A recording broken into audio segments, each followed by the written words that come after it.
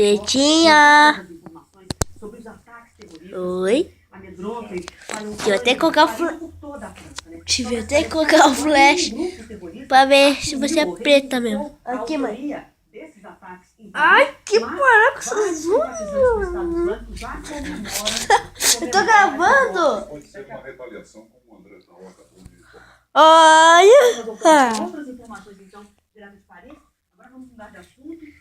Né, Pê? Né?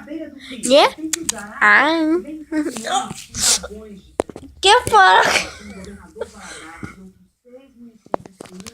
Com o rompimento da Né, Pita? Né? Né? Né? Grava, tia. Por que você saiu? A maioria perfurou postos ou contratou caminhões-pipa para manter a distribuição de água. Mas em 7 municípios o fornecimento está interrompido. Em Governador Valadares, o maior deles, com 260 mil habitantes, enfrentaram o 4º dia de torneiras secas. A Vale, controladora da Samarco, recebeu 4 vagões com água potável para a cidade. Os Oi.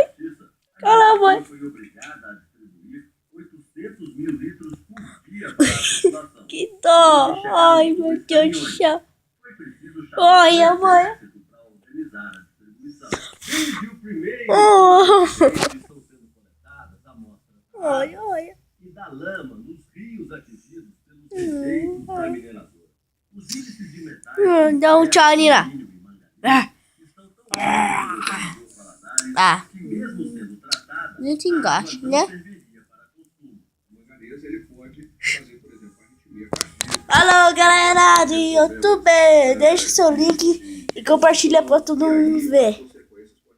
E se inscreve no canal.